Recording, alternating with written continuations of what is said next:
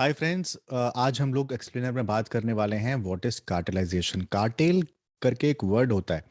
एक पुराना वर्ड है काटा, काटा से बना है कार्टेल। और कार्टेल जो है इकोनॉमिक्स में बहुत ज़्यादा यूज़ होता है, राइट। तो एक हालांकि ड्रामा सीरीज भी है कार्टेल, अगर आप उसको देखेंगे तो। लेकिन कार्टेलाइजेशन जो है इकोनॉमिक्स में बहुत ज़्यादा यूज़ होता है, जो कि सेपरेट ग्रुप ऑफ कंपनीज के लिए काम होता है जब वो एक साथ आकर काम करती हैं। मतलब आप कह सकते हैं group of separate companies that agrees to increase profit by fixing prices, by not competing with each other, by not competing with each other. ठीक है, कुछ कंपनीज एक साथ आई और एक ग्रुप बनाया, अपना प्रॉफिट बढ़ाएंगे और कंपीट नहीं करेंगे एक साथ। जो भी फैसला करेंगे एक साथ करेंगे। प्रोडक्शन बढ़ाएंगे एक साथ बढ़ाएंगे, प्रोडक्शन घटाएंगे एक साथ घटाएंगे, है ना। तो उसको बोलते हैं कार्टेल। तो ये है पूरा कार्टेल का मतलब। ठीक है। तो अभी रिसेंटली न्यूज में क्यों है, सीसीआई यानी कंपटीशन कमीशन ऑफ इंडिया ने इम्पोज किया ही collective penalty of ₹1788 on 5 tyre manufacturers. 1800 crore रुपए बजट में इतना किसी किसी स्कीम का ना वो होता है। पूरा अमाउंट होता है कई कई स्कीम्स का, कि इतने स्कीम्स में इस स्कीम पे हम इतना करोड़ रुपए दे रहे हैं, इस स्कीम में इतना, उतनी इन पे पेनल्टी लग रही है। देख रहे हैं, 1800 crore rupees on 5 tyre manufacturing companies, जिसमें Apollo, MRF, CEAT, JK tyres industrial limited, Birla tyres etcetera, ये 5 कंपनीज हैं। तो एंटी मोनोपोली वॉचडॉग कमीशन है, आप जानते हैं, है ना, कि भाई मार्केट एक कॉम्पिटिटिव तरीके से प्ले होनी चाहिए। लेवल प्लेइंग फील्ड है, इसमें कोई उसका मिसयूज नहीं करेगा, कोई उन नियमों से ऊपर नहीं जाएगा। अगर जाता है तो पेनल्टी भरिए। सीसीआई का काम है ये देखना। तो सीसीआई ने देखा कि कार्टेलाइजेशन हो रही है, उसने उठाया, पेनल्टी लगा दी। तो इससे पहले 4 जापानीज फर्म्स पर भी पेनल्टी, एलिजिड केस था कार्टेलाइजेशन का 4 जापानीज फर्म्स पर, और उनको भी इस तरीके से कार्टेलाइजेशन के उसमें सीसीआई ने तलब किया था। तो एक ये दो चीजें थी जिसकी वजह से कार्टेलाइजेशन न्यूज में था। तो आई थॉट कि कार्टेलाइजेशन और कार्टेल पर एक एक्सप्लेनर बनना चाहिए ना। व्हाट इज कार्टेल, अगर आप सीसीआई की वेबसाइट पे जाएंगे तो उसकी डेफिनेशन के हिसाब से देखेंगे, कार्टेल में it includes an association of, जिसमें 4 लोग होते हैं, प्रोड्यूसर, सेलर, डिस्ट्रीब्यूटर और सर्विस प्रोवाइडर। ठीक है, ये 4 चीजें, 4 लोग होते हैं। ये 4 लोग मिलके एग्रीमेंट में अमंग देमसेल्फ किसी प्रोडक्शन को, गुड्स और सर्विसेज के, किसी प्रोडक्शन को, डिस्ट्रीब्यूशन को, सेल को, प्राइस को, ट्रेड को लिमिट करते हैं, कंट्रोल करते हैं या अटेम्प्ट टू कंट्रोल करते हैं, उसको बोलते हैं कार्टेल। तो अकॉर्डिंग टू सीसीआई, अगर मैं इसको वर्बटिम पढ़ूं, तो cartel includes an association of producer, seller, distributor, traders or service providers who by agreement among themselves limit, control or attempt to control the production, distribution, sale or price of or trade in goods or provision of services। ठीक है, आसान भाषा में मैंने आपको समझा दिया था कि प्रोड्यूसर, सेलर यानी उत्पादक, और यानी विक्रेता, और जो खरीद रहा है वो डिस्ट्रीब्यूटर, जो सेलर है वो, और सर्विस प्रोवाइडर, ये सब मिलकर एक ग्रुप बना लें, अग्रीमेंट कर लें कि भैया हम अब ऐसा है, जो भी प्रोडक्शन करेंगे उसको हम इस हिसाब से लिमिट करेंगे, बढ़ाएंगे, घटाएंगे, कंट्रोल करेंगे, और डिस्ट्रीब्यूशन भी हम उसी हिसाब से करेंगे, और हम पांचों मिलकर काम करेंगे, उस हिसाब से मार्केट को हम उठाएंगे, गिराएंगे। उसको बोलते हैं cartel. Now international competition network में जो ग्लोबल बॉडी है, उसने कंपटीशन लॉज जो है वो इन्फोर्स किए हैं, ताकि भाई इस तरीके की चीजें ना हो। और सिंपल डेफिनेशन उसने दी है। उसने बोला है कि 3 कॉमन कंपोनेंट होते हैं कार्टेल के।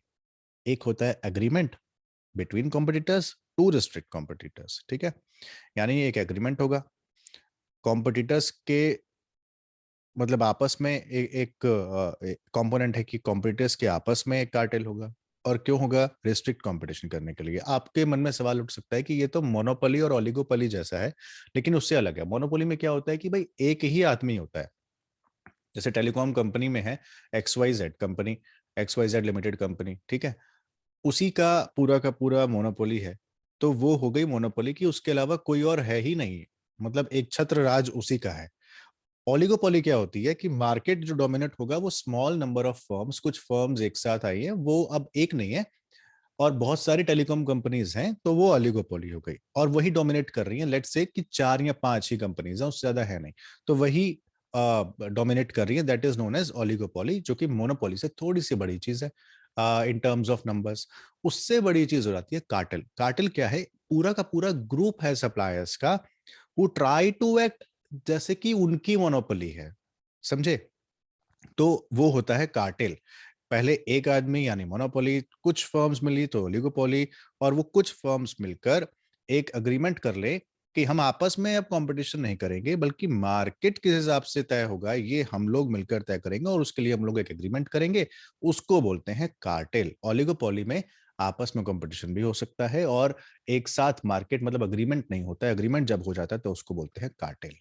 Now what is cartelization? Cartelization में एंटरप्राइज प्राइस फिक्स करती हैं, बिड रिगिंग करती हैं, या फिर कस्टमर शेयर करती हैं। ठीक है? अगर प्राइस गवर्नमेंट कंट्रोल करती है किसी कानून के तहत, उसको कार्टेलाइजेशन नहीं कहा जाएगा। कंपटीशन एक्ट जो है हमारा, कंपटीशन कमीशन ऑफ एक्ट का, वो स्ट्रॉन्ग पोजीशन मतलब स्ट्रॉन्ग प्रोविजन है उसके पास कि कोई कार्टेल ना बना पाए, तो कार्टेल के अगेंस्ट में स्ट्रॉन्ग पोजीशंस हैं। ठीक है? हालांकि ये है कि just a second, this has proved high efficiency tool against cartel world wide. मतलब एक तरीके का इन्होंने बनाया था कि भाई हल्की सी पार्शल लीनियंसी दे दी जाए, और उसके मतलब ताकि कार्टेल अगर बने भी तो हल्की सी लीनियंसी, एक प्रोविजन दे दिया जाए कि इंसेंटिवाइज किया जाए to break away this cartel, और उसको रिपोर्ट किया जाए कमीशन में, and thereby expect total और पार्शल लीनियंसी। तो इस तरीके से एक हाईली एफिशिएंट टूल बना कार्टेल के अगेंस्ट में। और कार्टेल ज्यादातर इनवेरिएबल इन्वॉल्व होते हैं सीक्रेट कॉन्स्पिरेसीज में। अगर आप एग्जांपल देखें कार्टेलाइजेशन के, कार्टेल के, तो आपको ओपेक मिलता है, इंटरनेशनल शुगर प्रोड्यूसर मिलता है, इंटरनेशनल कॉफी ग्रोअर मिलता है, drug cartels of Latin America. OPEC आप जानते हैं कुछ कंट्रीज है जो कि ऑयल एक्सपोर्ट करती हैं, organization of petroleum export countries, उनका अपना एक ग्रुप है। एक साथ दाम बढ़ेगा, एक साथ दाम घटेगा, कहाँ कितना प्रोडक्शन बढ़ाना है, घटाना घटाना है ना? तो उनकी एक तरीके से वो ग्रुप ऑफ कंपनीज के एग्रीमेंट करते हैं, और फिर उनकी मोनोपोली जिसको हम बोलते हैं।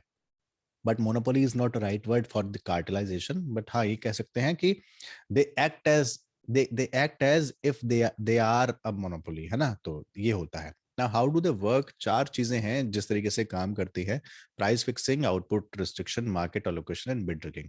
प्राइस फिक्सिंग में क्या है? Companies agree to act in मतलब कंपनी जो है एक साथ आती हैं और बोलती हैं कि प्राइस हम लोग सब मिलकर एक डिसाइड करते हैं कि बढ़ाना है या घटाना है, तो एक साथ प्राइस फिक्स करती हैं। मार्केट शेयर अपने अपनी टेरिटरी में सब मिलकर बोलेंगे इतना मार्केट आपका, इतना मार्केट आपका, इतना मार्केट आपका, फिक्स कर लेंगे अपने अपनी टेरिटरी में कि कस्टमर्स बांट लेते हैं आपस में। आउटपुट रिस्ट्रिक्शन की भाई आउटपुट कितना जाएगा प्रोडक्शन का, स्कार्सिटी है तो कितना होगा, एक्स्ट्रा है तो कितना होगा। एनवायरमेंट ऐसा क्रिएट कर दो कि प्राइस बढ़ जाए, समझे? या इस तरीके का एनवायरमेंट सोसाइटी में क्रिएट कर दो कि भाई कमी हो रही है, सब खरीदें, और उसके बाद प्राइस उसका बढ़ जाए। तो आउटपुट रिस्ट्रिक्शन भी ये लोग करते हैं।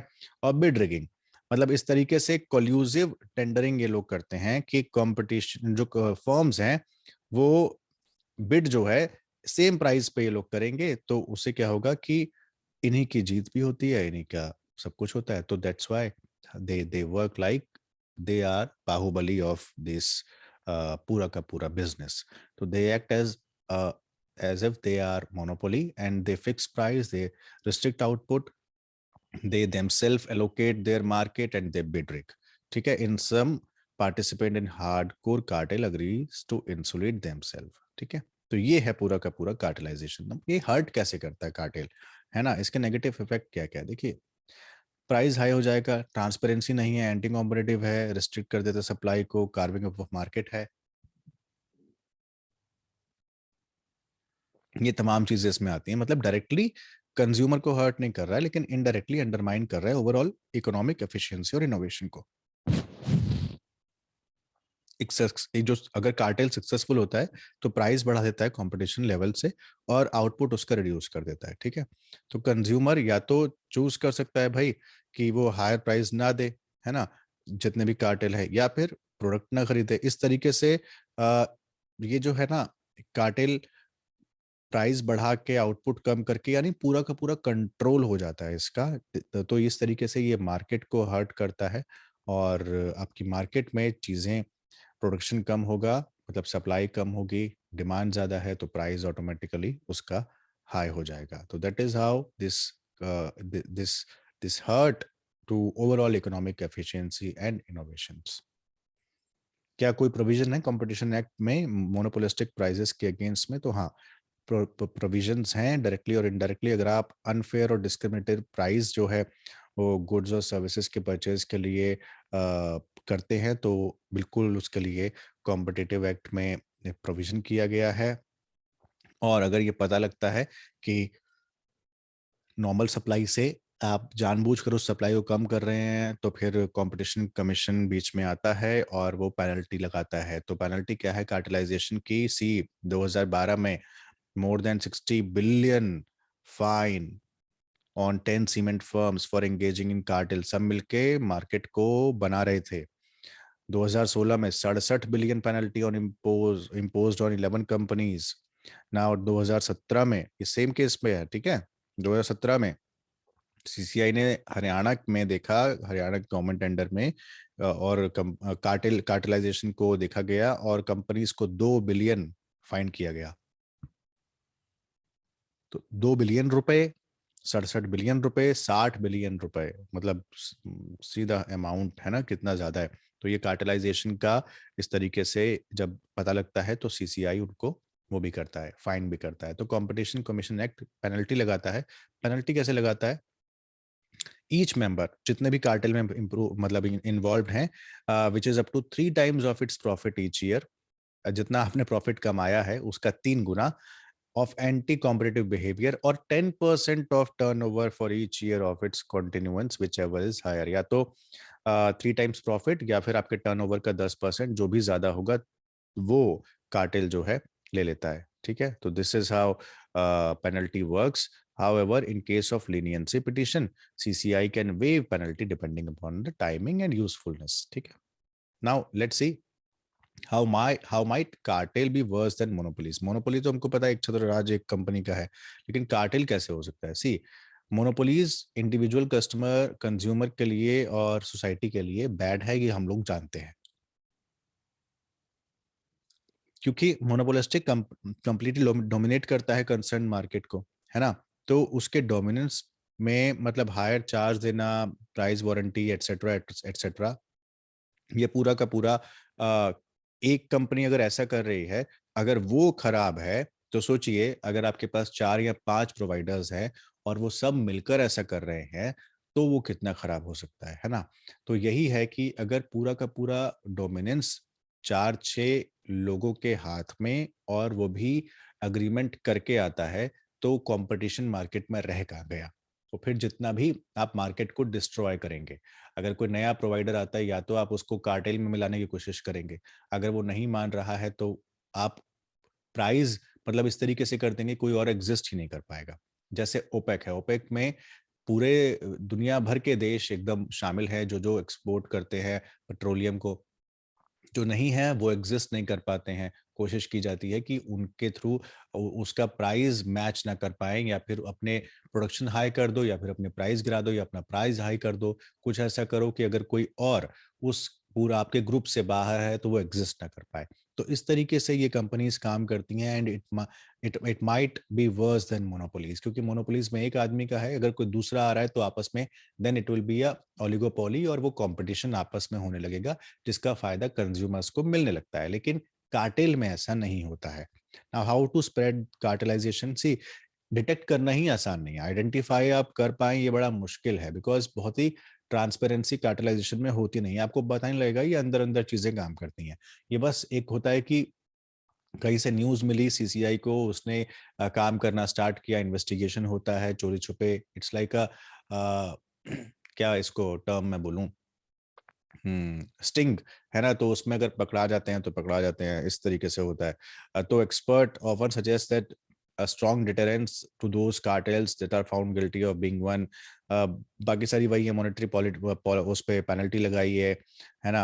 पॉइंट आउट कीजिए, मतलब कि कितना गेन उनको कार्टेलाइजेशन से हो रहा है, उस हिसाब से फिर आप अपनी पॉलिसीज़ वगैरह जो भी है वो बनाइए। तो ये तमाम चीज़ें हैं, तो मतलब सारी चीज़ें आपको बता दी पहले ही, वही उन्हीं चीज़ों का रिपिटेशन हो रहा है। Now let's check about what is CCI, competition commission of India, एक इंडिया का कॉम्पिटिटिव कॉम्पिटिशन रेगुलेटर है। द कॉम्पिटिशन एक्ट 2002 बना था, उसके तहत इसको स्थापित किया गया था, एस्टेब्लिश किया गया था, अमेंड किया गया 2007 में। इसमें एक चेयरपर्सन होता है, 6 मेंबर्स होते हैं, सेंट्रल गवर्नमेंट उनको अपॉइंट करती है। ड्यूटी क्या है? एलिमिनेट करना उन प्रैक्टिसेस को जो कंपटीशन पर एडवर्स इफेक्ट डाल रहे हैं, प्रमोट और सस्टेन करना कंपटीशन को, प्रोटेक्ट करना कंज्यूमर के इंटरेस्ट को, और फ्रीडम ऑफ ट्रेड और इंडिया के मार्केट में बन सके इसको देखना। तो this was all about cartelization. हमने देख लिया कि कार्टेलाइजेशन क्या होता है, हमने देख लिया कैसे वो काम करता है, इन चारों चीज़ों को देख लिया। Typical 4 type of cartel conduct, price fix करना, मार्केट शेयर करना, आउटपुट रिस्ट्रिक्ट करना और बिड को रिग करना।